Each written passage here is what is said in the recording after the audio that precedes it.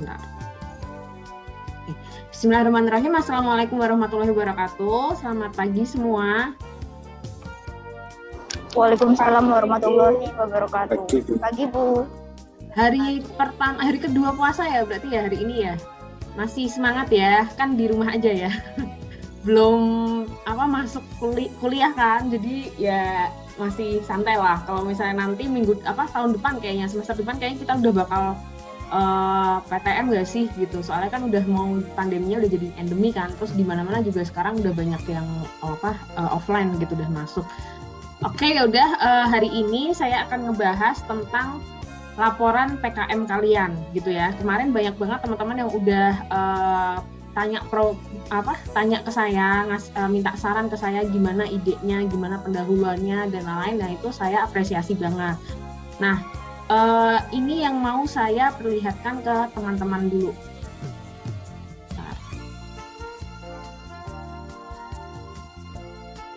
Jadi kemarin mahasiswa bimbingan saya itu ada yang lolos internal PKM. Nah, ini saya mau lihatin gimana caranya kalian bisa bikin pendahuluan yang baik gitu kan, karena kan pendahuluan itu kan di awal, jadi investor pertama kali lihat kenapa sih kalian bikin bisnis ini gitu kan, backgroundnya kuat gak sih kayak gitu. Jadi di pendahuluan itu nanti teman-teman bisa kasih tahu kenapa kalian bisa milih bisnis itu gitu. Nah, biasanya ide bisnis itu kan terjadi ketika ada permasalahan gitu. Nah, ini saya contohkan dulu.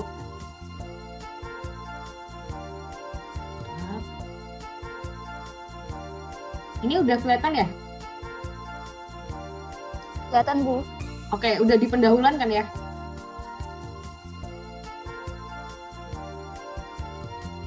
Bentar. Ini kalian berarti yang pendahuluan kan, bukan yang ekonomi kreatif? Ekonomi kreatif Bu. Oh, yang ekonomi kreatif. Oke, wait. Bentar. Nah, ini, oke, sip. Nah, ini pendahuluannya, jadi saya mau memperlihatkan kalian contohnya di sini. Nah, di sini saya selalu tekankan ke teman-teman mahasiswa, kalau misalnya mau bikin pendahuluan itu, kalian harus diberi, di paper kalian itu, di jurnal kalian, atau misalnya apapun lah, itu harus dijelaskan background-nya, latar belakangnya kenapa sih kalian milih bisnis ini, gitu. Nah, ini salah satu contohnya adalah di sini saya dan mahasiswa saya, dia Mbak Jihan. Nah, itu dia punya ide gimana caranya kita punya sebuah aplikasi untuk menjangkau desa wisata di Indonesia gitu. Nah, dari situ kita udah jelas banget gitu kalau misalnya di situ kita berarti perlu adanya latar belakang masalahnya, kenapa sih harus kita pilih desa wisata gitu kan. Nah, kenapa kita harus ngambilnya pariwisata gitu kan, di situ bidangnya pariwisata. Nah, di sini kalau misalnya teman-teman bisa lihat di sini kita ngambil dari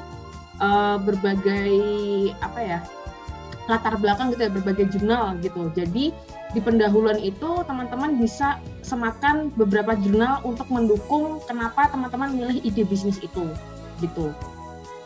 Nah, ini contohnya seperti ini gitu. Jadi kenapa sih kita harus milih desa wisata? Oh, ternyata perkembangan pariwisata di dewasa ini itu banyak yang bergeser gitu. Jadi objek wisata yang dulunya kita datengin ke satu tempat wisata nih yang benar-benar viral gitu, terus pada datang ke situ. Nah, sekarang tuh enggak. Sekarang banyak yang nyari istilahnya hidden gem gitu kan. Nah, ini ada di jurnal di Rosanto DKK sama Sambodo sama Purwanto gitu. Nah, jadi nanti teman-teman untuk bikin laporannya nanti harus benar-benar ada latar belakangnya apa. Nah, itu yang akan saya nilai gitu. Idenya teman-teman yang udah masuk ke saya tuh udah lumayan udah oke tuh. Ada yang mau bikin softener yang bisa di custom dengan maunya softener custom gitu. Nah, cuman saya kasih ide tambahan lagi, kenapa nggak sekalian dibikin kalau misalnya kayak refill gitu yang lagi viral, bukan viral, maksudnya sekarang yang lagi sustainable kan istilahnya kan nggak pakai plastik kan, jadi istilahnya nanti customer bisa custom softenernya, wanginya apa kita bisa kasih dan nanti kita bisa antar, jadi kita bisa trade in pakai botol gitu.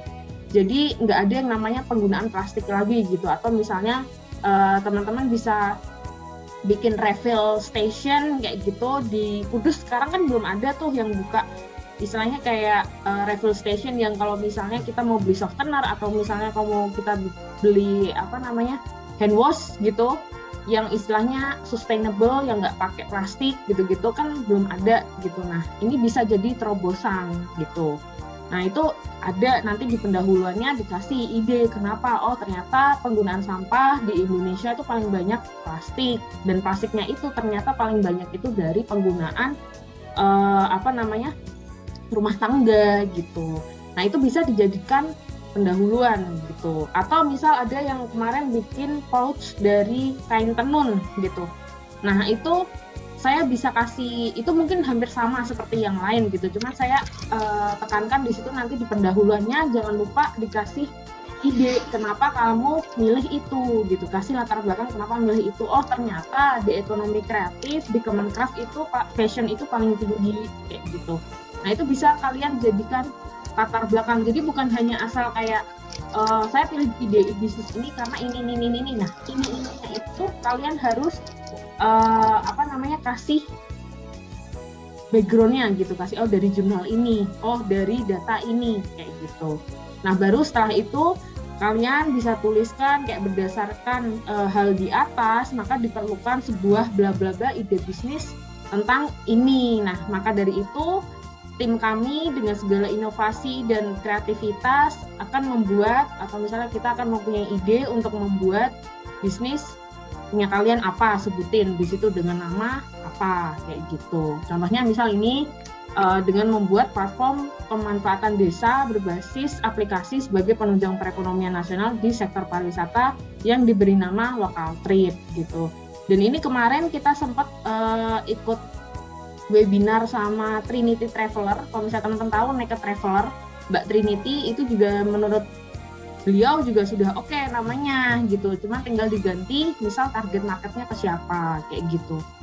Nah di sini ya ini perumusan masalah hampir sama kayak bagaimana sih cara kerjanya untuk platform ini, terus cara menggunakannya seperti apa. Jadi kalau misalnya cara ini untuk perumusan masalah ini tiap proposal itu akan beda gitu, yang dibutuhkan akan beda gitu. Jadi kalian nggak akan sama satu sama yang lain gitu, tapi ya mostly bakalan sama karena pasti kan yang ditanyain masalahnya gimana sih cara kerjanya gitu. Cara kerjanya itu dalam artian gimana cara kalian bisa bikin ini gitu, si bisnis ini gitu. Terus cara menggunakan bisnis ini seperti apa dan cara membuatnya seperti apa kayak gitu. Nah ini yang bakal kita bahas di laporan gitu, karena tujuannya nanti si investor akan tahu jadi ternyata aku pakai Local Trip ini tuh bisa loh menunjang perekonomian nasional di sektor pariwisata gitu. Nah ini target luaran. Nah ini kalau misalnya teman-teman udah pasti paham ya, perumusan masalah itu nanti hasilnya jawabannya itu ada di tujuan kegiatan gitu. Jadi kalau misalnya pertama perumusan masalah kalian bagaimana cara kerja, berarti nanti harapannya tujuannya user kalian, istilahnya customer kalian itu bisa menggunakan aplikasi kalian, misal bisa menggunakan bisnis kalian, bisa memakai bisnis kalian, misal tadi itu kain tenun tadi itu gitu. Sorry ya, saya lagi batuk gitu. Nah, habis itu baru di sini ada target luaran. Nah, target luaran ini tuh apa, Bu? Gitu. Target luaran ini adalah nanti di luar dari tujuan kalian itu, kalian tuh mau seperti apa papernya gitu. Maksudnya si bisnis kalian tuh mau kalian buat apa gitu.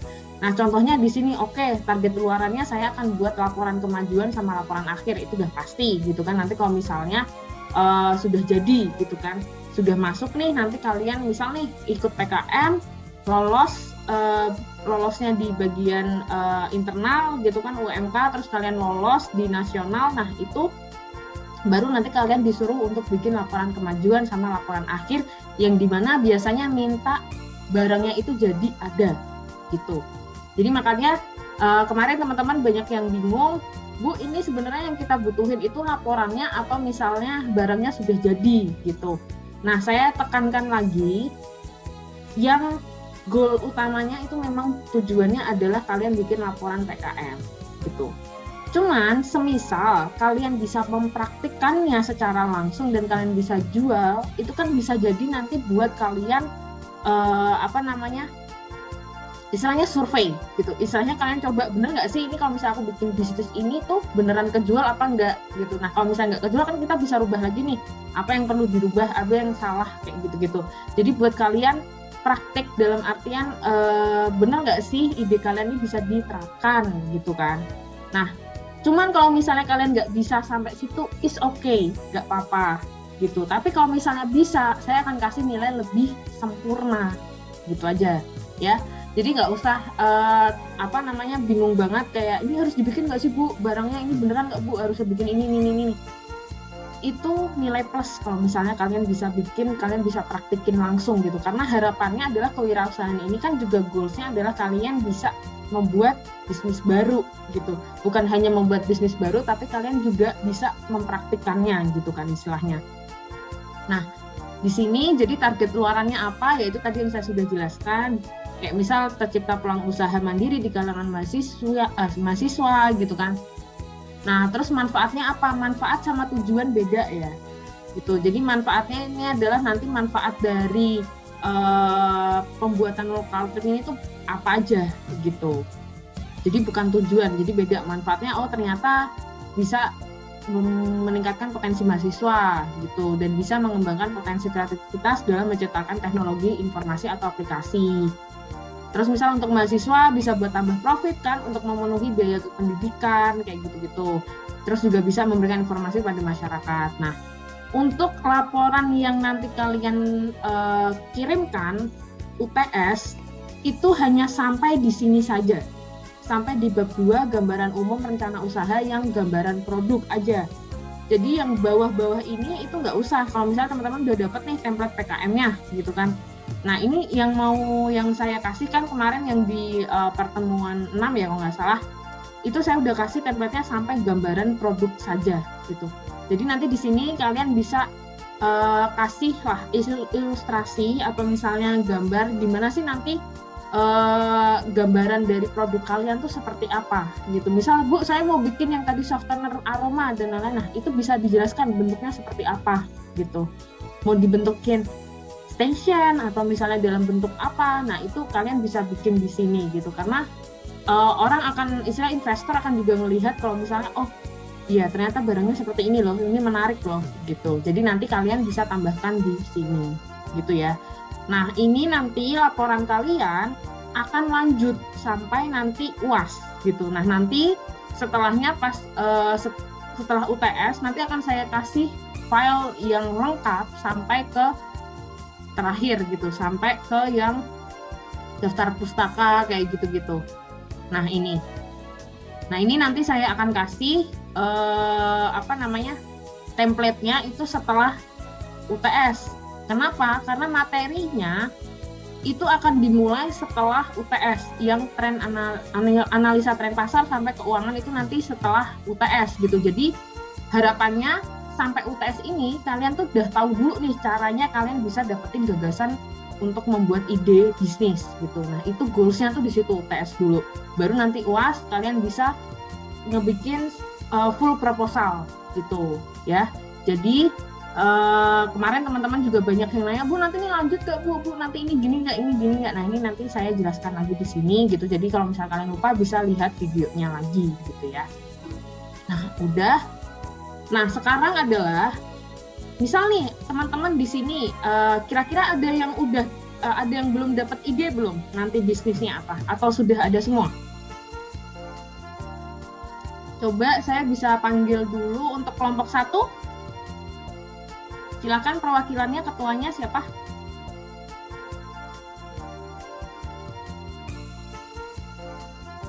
Teman-teman yang untuk kelompok 1.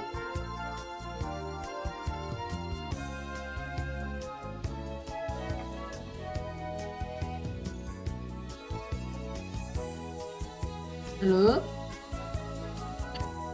Sudah ada, Bu. Oke, sudah ada. Bisnisnya apa, Mbak, namanya, kalau boleh tahu?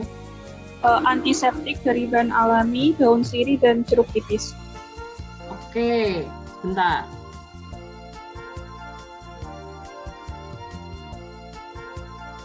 Kelompok 1 tadi itu ya, antiseptik tadi itu ya? Iya. Oke. Berarti nanti yang udah saya jelaskan tadi pendahuluannya itu udah oke sih, itu udah oke.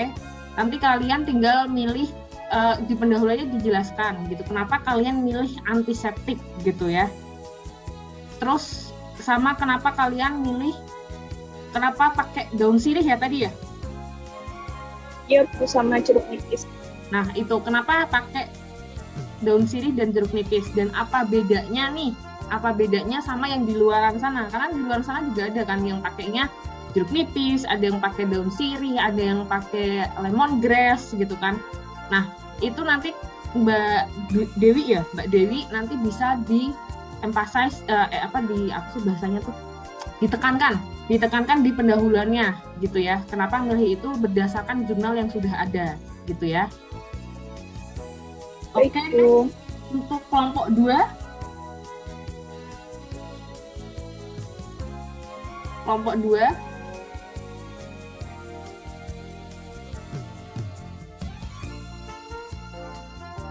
Kelompok 2 di sini ada Farah Fitria, ada Wahyu, Maulida, Westin, Michelle sama Siti, Rizkia.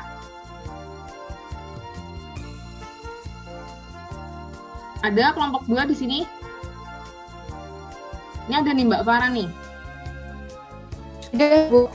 Ya, apa Mbak idenya Mbak yang untuk kelompok 2?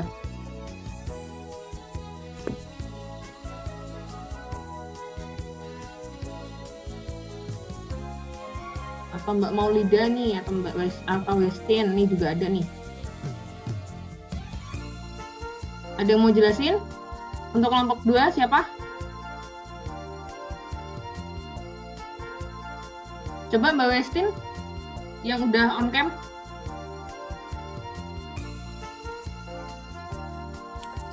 Bisnis parfum, Bu. Parfumnya apa? Mereknya Simple. Ini bisnis tahun lalu nggak sih? Kayaknya aku pernah denger deh. Ya, ininya gimana? Maksudnya dijelasin dong, lebih jelas parfumnya gimana prosesnya, atau misalnya kayak custom atau misalnya gimana, coba.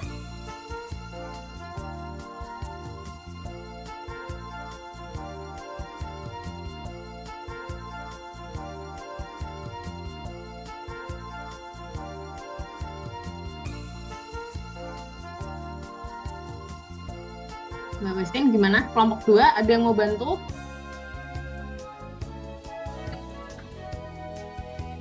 Soalnya di sini saya nggak akan ide kalian mau kayak gimana aja saya terima gitu. Cuman saya di sini mau ngasih bantuan kalian gitu. Karena kan kalian nanti kalau bikin pendahuluan atau apa jangan yang asal-asalan gitu. Saya maunya benar-benar laporan dari kelas kewirausahaan itu udah oke gitu. Ketika nanti ketemu sama reviewer itu paling cuma ganti sedikit atau misal beda apa template-nya dan lain kayak gitu.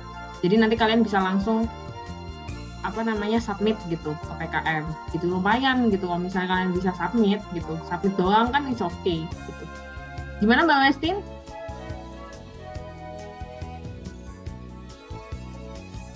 Parfumnya bisnisnya bentuknya gimana? Bentuknya kayak dari bibit parfum gitu, Bu. Dari biji-bijian. Nah, yang membedakan dari, ya aku tahu yang jual parfum banyak gitu kan. Nah, yang bikin beda apa? Di sini banyak nggak ada kandungan alkoholnya. Kayak 100% dari bibitnya gitu. Oke. Berarti nanti dibedainnya adalah itu, nggak ada kandungan alkohol gitu. Jadi itu dijelaskan banget nanti. Kenapa misal nggak pakai alkohol, kamu bisa ambil pendahuluannya kayak di Indonesia itu adalah market paling banyak untuk ekonomi syariah, untuk bisnis syariah gitu. Nah ini kan termasuknya kalau misalnya 0% alkohol itu kan berarti masuknya kan bisa masuk ke syariah kan, dalam artian syariah dalam artian kalau misalnya di Indonesia itu kan paling banyak muslim gitu, di Asia Tenggara paling banyak ke Indonesia. Nah itu bisa kamu emphasize di situ, kamu bisa tekankan di situ gitu. Nah baru nanti perbedaannya apa? Perbedaannya nanti kamu bisa ditambahkan di situ kalau misalnya bibit yang kamu pakai itu beneran bibit asli, dan mungkin bisa ditambahkan bibitnya itu kamu ambil dari misal pengrajin lokal, atau misalnya pengrajin lokal di daerah mana gitu yang misalnya mereka memang menghasilkan bibit-bibit untuk parfum gitu. Jadi nggak yang asal kamu cuman beli doang gitu. Jadi mungkin ditambahkannya di situ gitu untuk menjadi pembeda gitu ya. Nah di situ juga mungkin kamu bisa ditambahin untuk customnya. Misalkan customer pasti custom dong maunya apa gitu kan. Si parfumnya wanginya tuh apa gitu kan. Nah itu customnya itu nanti kalian bisa lewat apa gitu. Untuk ordernya mungkin bisa kalian bisa bikin format order dalam artian bisa pakai sosial media atau misalnya pakai online market kayak gitu-gitu ya. Jadi ditambahkannya di situ. Jadi supaya ada pembedanya gitu ya. Oke. Ya, Bu. Terima kasih. Tip next, kelompok 3. Ikat rambut scrunchie, Bu. Ikat rambut scrunchie. Oke, pembedanya apa, Mbak? Kami bisa menggunakan kain percah atau kain yang sesuai selera pembeli. Bisa custom, Bu. Ingin motif seperti apa, warna apa, mungkin velvet atau satin bisa. Oh, oke. Oke, di situ berarti udah ada pembedanya ya. Pembedanya kalian di sini bisa custom gitu. Yeah. Dan mungkin tambahan aja, kalau misalnya mau biar kelihatan lebih ada nilainya, value added yang lebih, apalagi ini kan PKM program kreativitas mahasiswa yang dimana istilahnya pasti yang dicari itu pendahuluannya, bukan pendahuluan, misalnya latar belakangnya itu yang benar-benar kuat gitu, yang benar-benar kayak misalnya, oh ya ini bisa ngebantu pengusaha lokal-lokal yang lain gitu, misal pengrajin-pengrajin lokal yang lain gitu. Nah itu bisa kamu pakai kain perca atau misalnya kain batik Muria atau misalnya kain batik Jepara, tenun, apapun itulah gitu. Karena sekarang kan scrunchie itu kan kebanyakan ya, kalau misalnya saya lihat kan yang bentuknya satin gitu kan, kayak kaca gitu kan, kain kaca gitu kan. Nah itu mungkin yang bisa bikin kalian beda, mungkin ditambahkan itu gitu. Jadi ada sentuhan lokalnya dikit lah gitu. Iya Bu, terima kasih. Oke, sip. Next, kelompok 4. Kelompok 4 ini ada Trilusi Noviana, Sekar Octavia, Yuna, Mavita, Fahril, sama Ari. Yuk, siapa salah satu?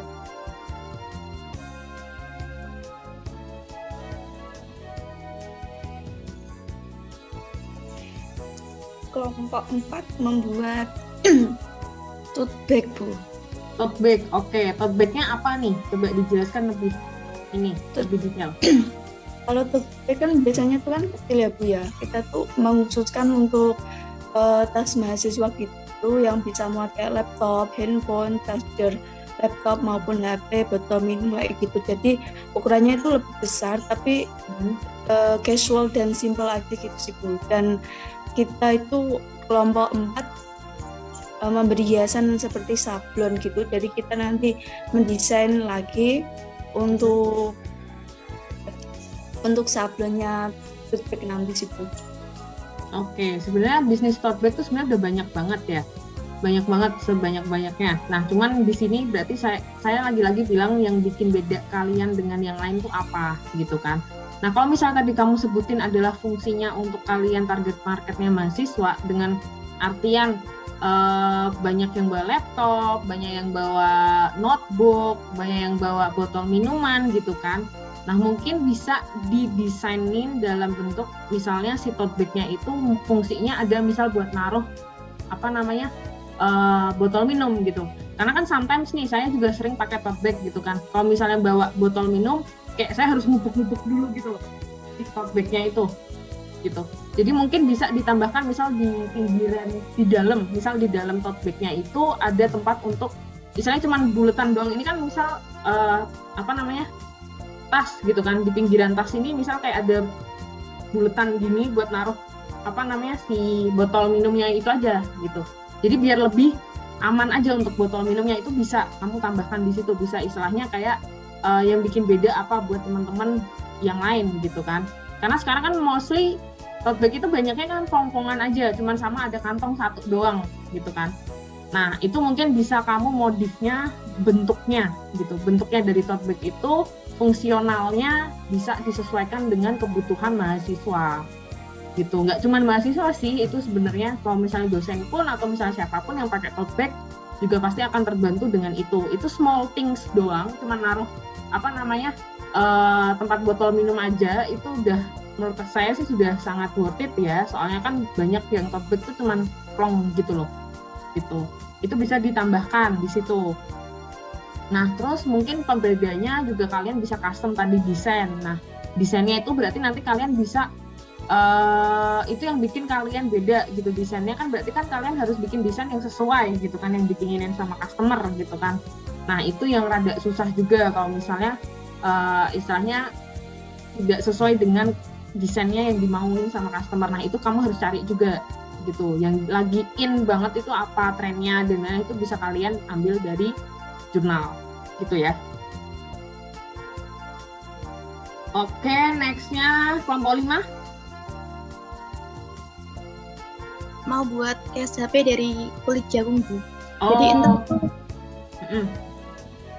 Jadi ntar tuh kulit jagungnya bisa dibentuk-bentuk gitu sesuai request konsumen.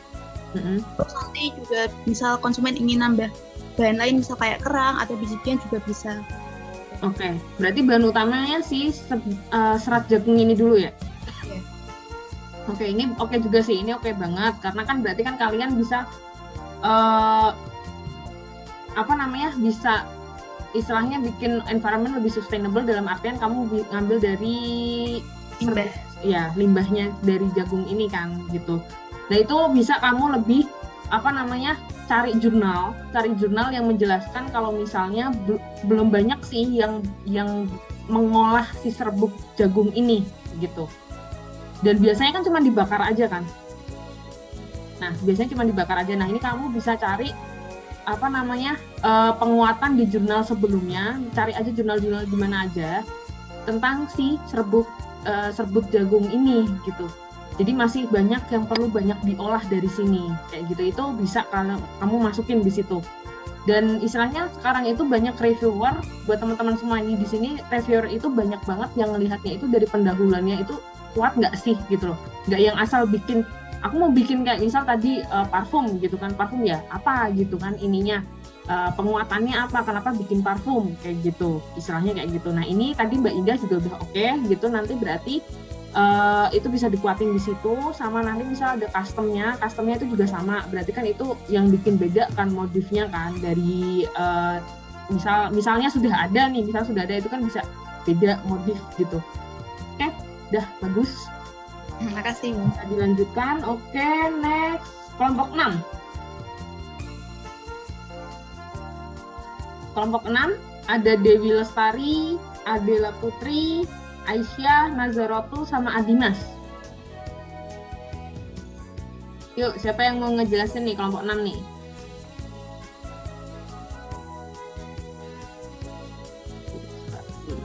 Adela.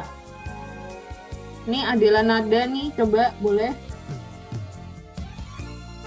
Soalnya profil picture-nya nih sangat ini ya. Es red velvet kayaknya tuh. Gimana Mbak, boleh dijelasin untuk kelompok 6? Assalamualaikum, Bu. Waalaikumsalam. Dari kelompok 6 mau ngambil lampu hias dari sendok plastik. Lampu hias dari sendok plastik. Oke, nah saya mau nanya, sendok plastiknya kamu ambil atau beli?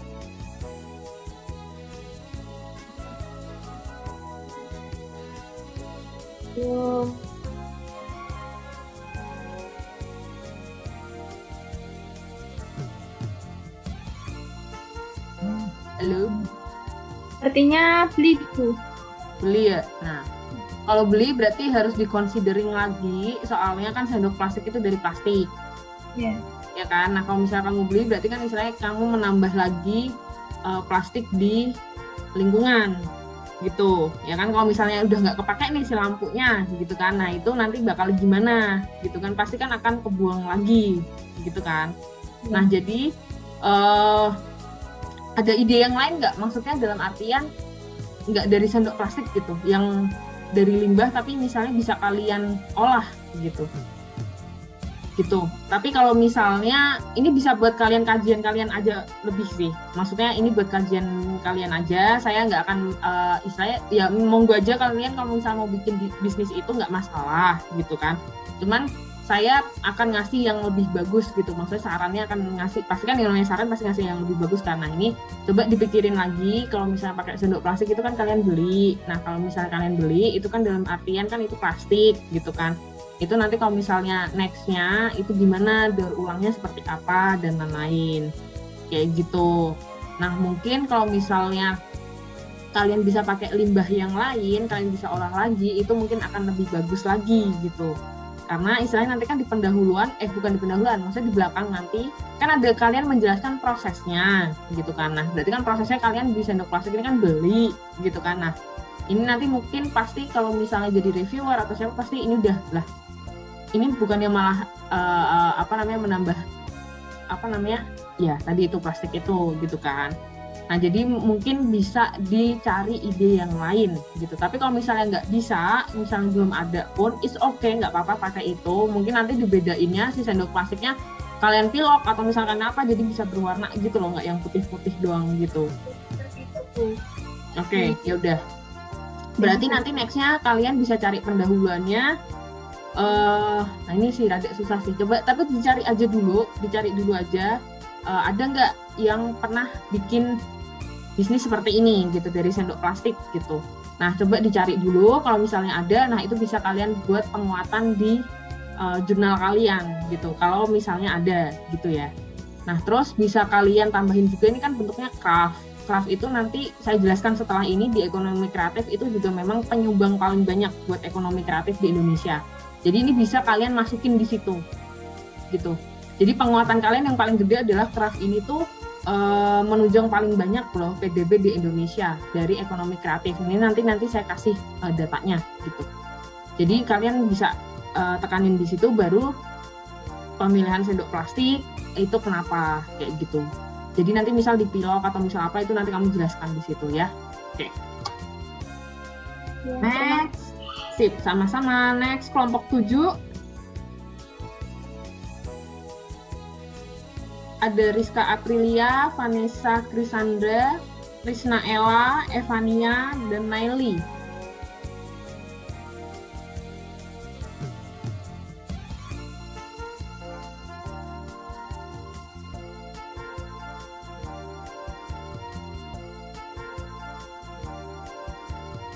Yuk, ada yang mau ngejelasin? Kelompok 7.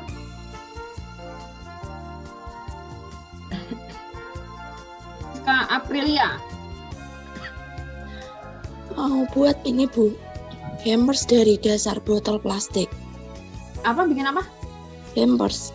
Hampers dari dasar botol plastik. Hampersnya bentuknya kayak apa Mbak?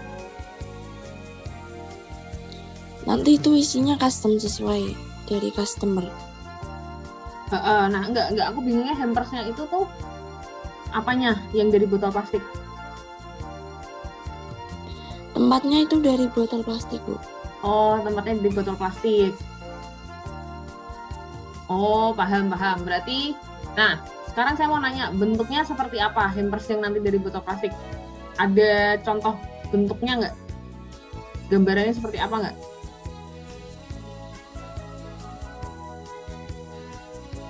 Maksudnya dalam bentuk kotak atau misalnya dalam bentuk apa, tabung atau gimana?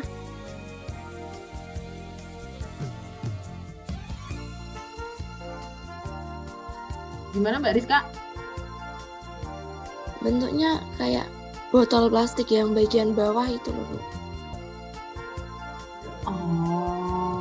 Oh paham. Oke. Bisa sih, maksudnya itu berarti sama kayak tadi kelompok 6 kan, berarti kamu bisa emphasize di situ adalah craft terus habis itu sama pengolahan limbah gitu kan. Nah ini juga kamu jelasin juga si botol plastiknya ini kamu beli atau ambil dari misal kayak second hand gitu. Ngambil Bu. Ngambil, nah ya oke. Kalau misalnya ngambil berarti nanti dijelasin juga ngambilnya di mana kayak gitu. Terus habis itu kamu bisa emphasize lagi, tekanin lagi untuk pengolahan limbah gitu ya. Itu banyak banget sih jurnalnya untuk memperkuat itu, jadi ya monggo aja bisa banyak dicari gitu. Jadi sebenarnya pendahuluan kamu tuh udah kuat banget gitu, itu banyak banget di luar sana. Jadi nanti ditekenin di pendahuluan ya, jangan yang asal ngambil dari jangan cuma nulis aja kenapanya ya buat teman-teman semua, tapi harus ada jurnalnya gitu, ada penekanannya dari jurnal sebelumnya itu seperti apa. Oke, boleh. Next, kelompok 8. Itu tuh sama kayak kelompok 6 ya, cuma bedanya kita pakai botol bekas. Pakai botol bekas. Botol kaca bekas itu. Oh, botol kaca. Oke. Ngambil juga berarti ya jatuhnya ya, sama kayak kelompok 7 tadi. 6. Enggak, kan kelompok 7 kan dia pakai botol plastik tapi dia ngambil. Kalau kelompok 6 kan dia beli. Nah, ini kamu botol kacanya beli atau ambil? Ambil bekas. Ambil bekas. Oke. Ambil kaca. Sebenarnya udah banyak sih dulu tuh. Saya megang PKM yang dulu tuh kayak lampu hias gitu-gitu tuh, tote bag itu sebenarnya udah banyak. Cuman ya oke, nggak apa-apa, nggak masalah. Ya udah, berarti sama seperti komen saya sama kelompok 6 sama 7 sama 8. Nanti kamu bisa emphasize di situ craft, sama kalau misalnya kamu berarti bisa di pengolahan limbah gitu. Kamu nanti bisa dijelasin sampah paling banyak itu misal di rumah tangga apa gitu. Misal di situ disebutin ada botol kaca gitu kan. Nah, itu bisa kamu jelasin di situ gitu. Jadi buat penekanan bisnis kamu gitu ya. Oke. Ini udah punya ide semua, oke, thank you so much gitu kan. Kalian udah bisa nyari ide baru gitu, walaupun mungkin ada beberapa yang sudah pernah ada gitu, tapi oke, nggak apa-apa, yang penting kan dimodifikasi gitu kan. Namanya bisnis itu semuanya nggak ada yang baru gitu.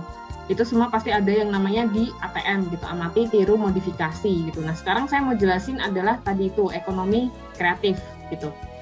Nah, karena pembahasan kita itu sekarang itu sebenarnya kan adalah gagasan utama ya, gimana cara kalian bisa nentuin ide bisnis. Nah, ini saya akan buka teman-teman, pemahaman teman-teman.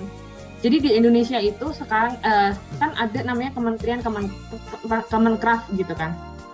Nah, berdasarkan dari penjelasan dari Kemenkraf itu, ekonomi kreatif itu adalah perwujudan nilai tambah dari kekayaan intelektual yang bersumber dari kreativitas manusia yang berbasis warisan budaya, ilmu pengetahuan, dan atau teknologi gitu. Nah, ini buat teman-teman ini bisa dijadikan ide gitu, ide buat bikin bisnis baru gitu. Kenapa gitu? Karena di 17 subsektor yang ada di ekonomi kreatif yang sudah sudah diklasifikasikan oleh kementerian kita gitu. Ini itu nanti saya akan jelaskan mana sih yang paling banyak menyumbang di ekonomi Indonesia gitu, yang paling banyak apa. Nah, ini kalau misalnya teman-teman lihat di sini ada aplikasi, ada game developer, ada arsitektur, desain interior, DKV, desain komunikasi visual gitu kan, yang bikin desain-desain gitu. Ada desain produk juga, ada fashion, film, fotografi, kria, kuliner, musik, penerbitan, periklanan, seni pertunjukan, seni rupa, televisi, dan radio. Nah, ini saya kasih hint buat teman-teman, nanti di pendahuluan kalian bisa tambahkan ini gitu, ekonomi kreatif gitu. Karena kan ini kita kan menujunya itu kan ke program kreativitas mahasiswa gitu kan, dimana ini pasti akan ngambilnya dari ekonomi kreatif gitu kan. Nah, ini nanti bisa teman-teman kalau misalnya mau ada ngerubah ide atau misalnya mau bikin nanti nextnya kepikiran bikin ide yang lain, nah ini ada beberapa subsektor ekonomi kreatif yang bisa kalian explore gitu buat ide bisnis kalian gitu ya. Nah, next di sini. Nah, kontribusi yang tadi saya bilang itu paling banyak nih. Indonesia merupakan negara ketiga dunia setelah Amerika Serikat dan Korea Selatan yang industri ekonomi kreatifnya berkontribusi besar terhadap domestik brutonya nasional Indonesia atau PDB dengan nilai mencapai 1,1 triliun gitu. Jadi teman-teman bisa lihat ini adalah market yang besar gitu buat kalian bisa bikin ide bisnis gitu. Kalau misalnya kalian punya ide bisnis kayak misal, Bu, saya tuh suka banget fotografi gitu. saya bisa nggak Bu bikin bisnis dari situ? Iya bisa banget gitu. Kalian bisa bikin misalnya sekarang freelance banyak banget ya untuk fotografi gitu.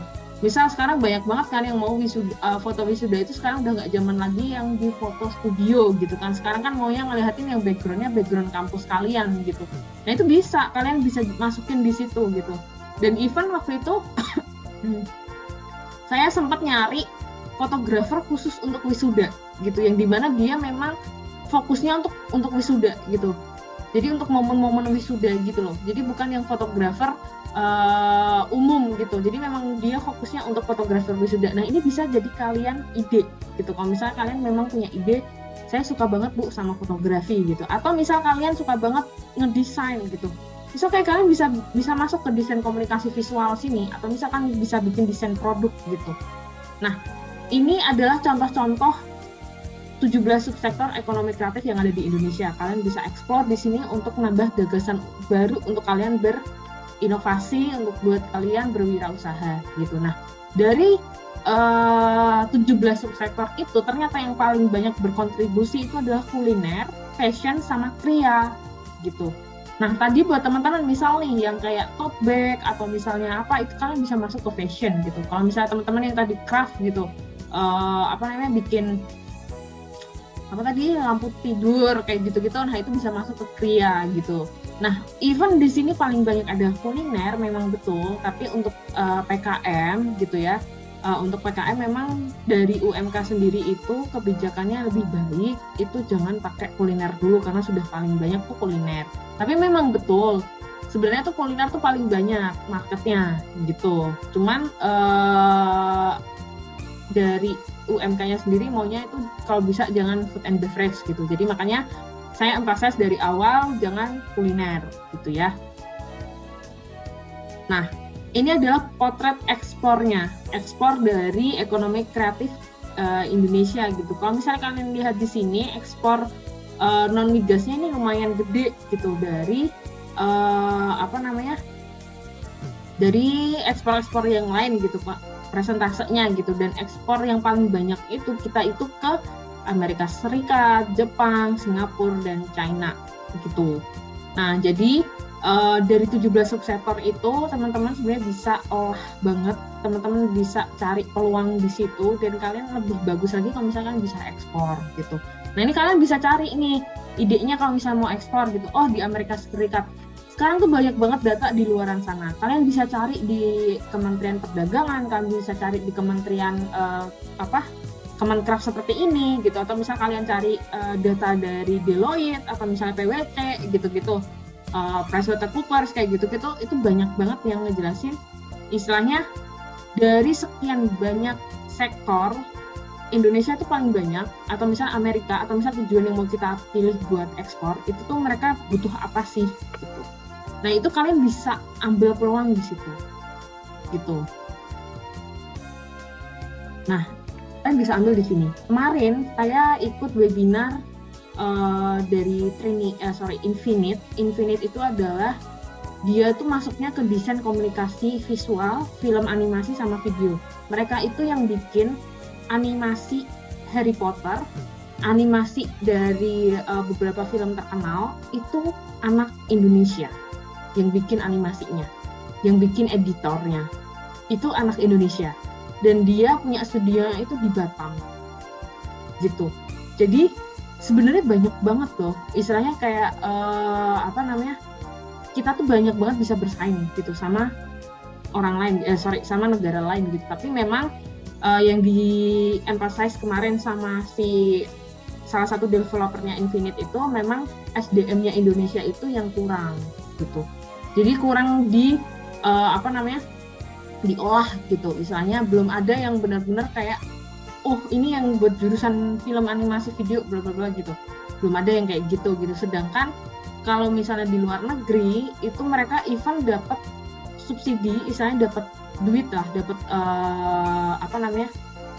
uang dari pemerintah mereka untuk menggarap video itu, untuk menggarap film animasi itu gitu, kalau misalnya mereka lolos gitu istilahnya. Sedangkan di Indonesia belum ada yang seperti itu kayak gitu. Jadi ini buat teman-teman nextnya ini bisa buat peluang kalian banget, apalagi sekarang kalian masih masih muda-muda gitu kan. Jadi cobalah dieksplor gitu.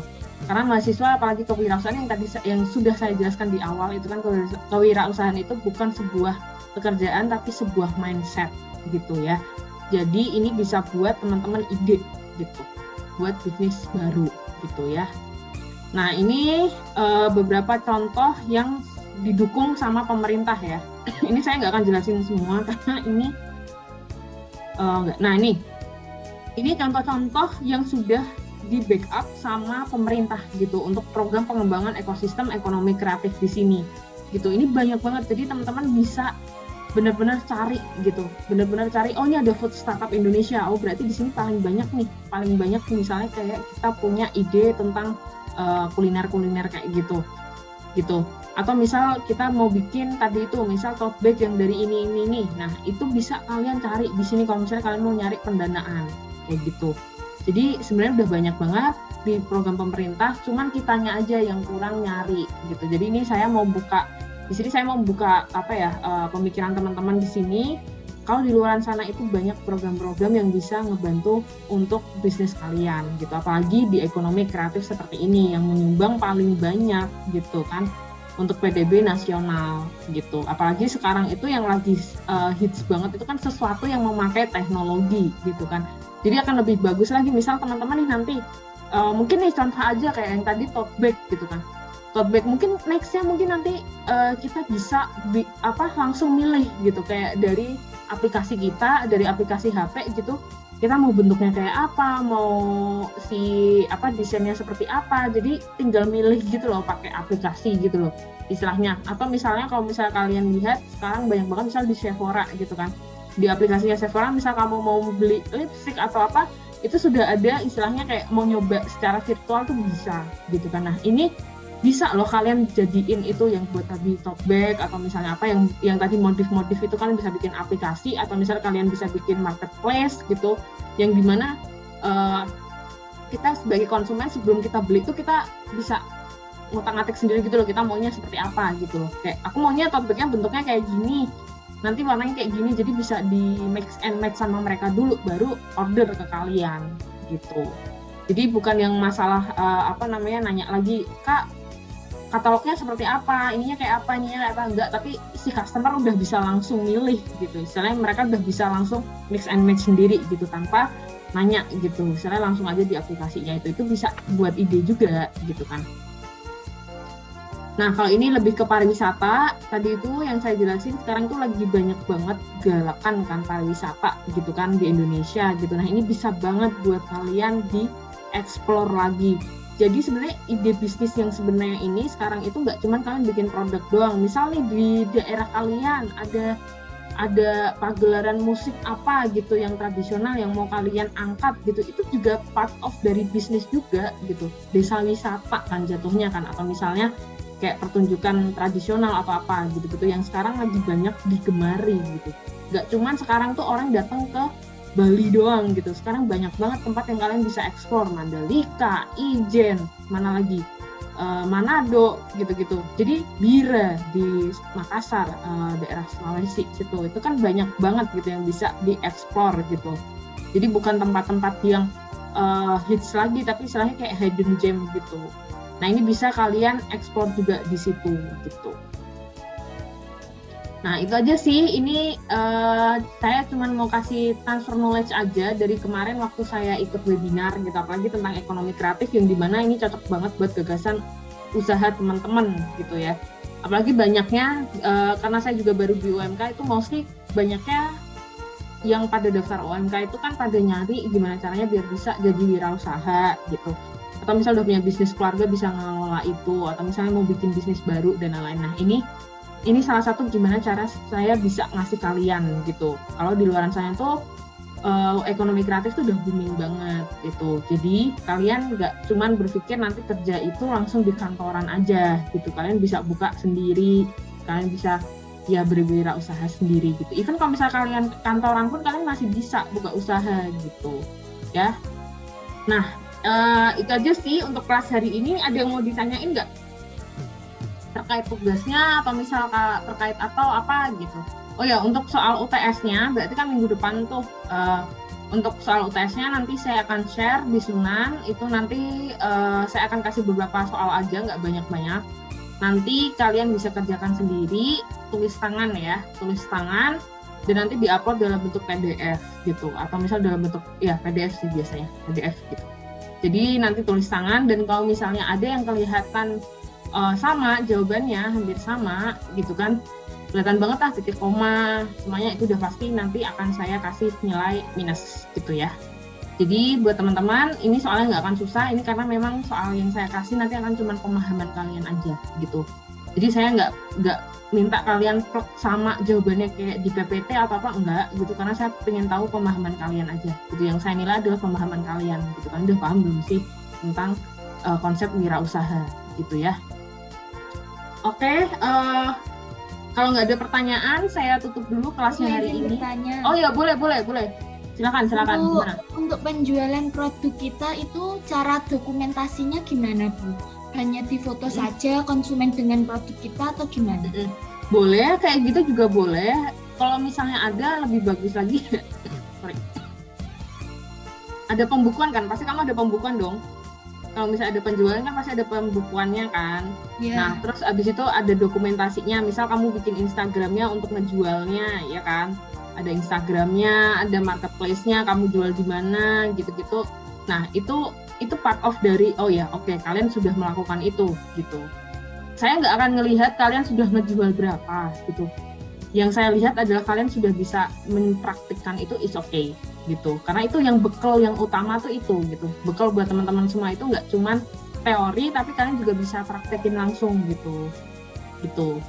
Jadi dokumentasinya tadi itu Mbak, misal ada pembukuan, terus ada dokumentasi tadi itu jual belinya, bisa dalam bentuk Instagram atau misal testimoni, fotonya. Nggak, kalau misalnya yang beli, kalau misalnya kamu jualnya itu di Shopee, kan nggak mungkin kan minta foto sama pembelinya kan.